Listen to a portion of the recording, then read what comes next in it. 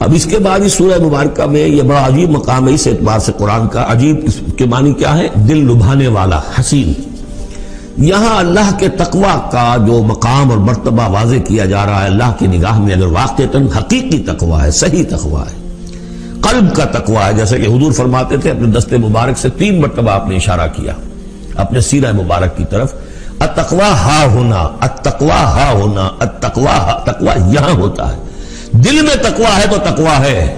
باقی لباس اور وضاقت یہ ساری متقیوں کسی بنا لی اور اندر کا معاملہ نہیں ہے تو یہ بہروپ ہے، یہ تقوی نہیں ہے. لیکن حقیقی تقوی ہو تو پھر اس کا کیا مقام ہے؟ اب دیکھیے پہلی بات آ رہی ہے وَمَن يَتَّقِ اللَّهَ يَجْعَلْ لَهُ مَخْرَجًا. جو شخص اللہ کا تقوی اختیار کرے گا اللہ اس کے لیے راستہ پیدا کر دے گا. جہاں بالکل نظر نہیں آئے گا کہ کوئی راستہ، اللہ راستہ پیدا کر دے.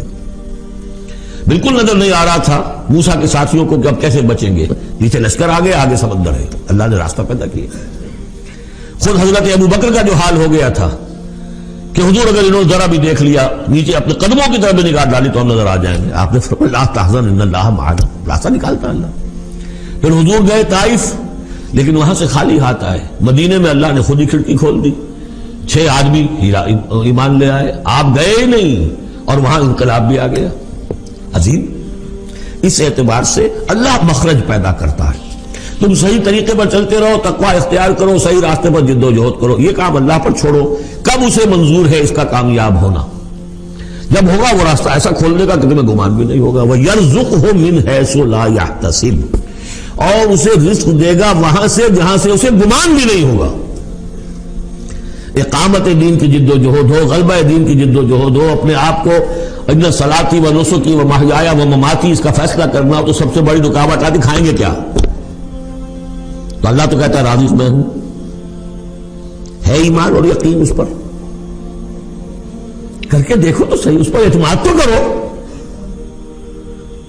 لیکن یہ کہ اس پر اعتماد کرنا، توکل، بڑی مشکل بات ہے. وہ تو جتنا ایمان ہوگا اتنا ہی اعتماد ہوگا، اور گہرا ایمان ہوگا گہرا اعتماد ہوگا.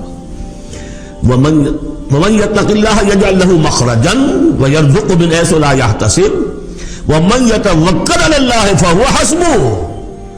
یہ تو ابھی تقوی والے کی بات ہے کہ وہ وہاں سے رزق دے گا جہاں سے اسے ملے گا بھی نہیں، اور جس نے اللہ پر توکل کر لیا تو وہ اس کے لیے بہت کافی ہو جائے گا. توکل کر کے تو دیکھو، حسبہ وہ اس کے لیے کافی ہے.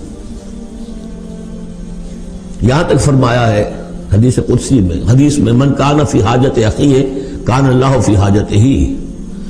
اگر کوئی مسلمان اپنے کسی بھائی کی ضرورت پوری کرنے میں لگ رہا ہے، اپنا وقت صرف کر رہا ہے، اللہ اس کی ضرورت پوری کرنی شروع کر دیتا ہے.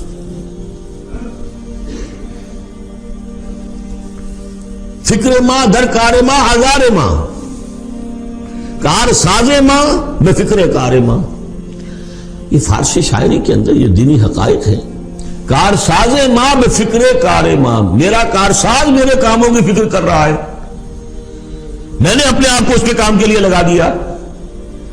وہ دنیا میں بھی ذرا سا بھی کوئی شریف انسان ہوگا، آپ اس کے ہو جائیں وہ آپ کو چھوڑ دے گا پھر کہیں؟ شرافت ہو، مروت ہو اس میں. آپ اللہ کے بن کر تو دیکھیے. پھر وہ کارساز ہے. کارساز ماں بے فکر کار ماں، فکر ماں در کار ماں آزار ماں. جب میں اپنے معاملات کی فکر خود کرتا ہوں، کوئی نہ کوئی ٹھوکر کھاتا ہوں، کوئی نہ کوئی غلطی کرتا ہوں، آزار اپنے سر کے اوپر پیدا کر لیتا ہوں. اپنے آپ کو حوالے کرو. اس کا نام ہے تفویض الامر الی اللہ. افوض امری الی اللہ ان اللہ بصیر بالعباد.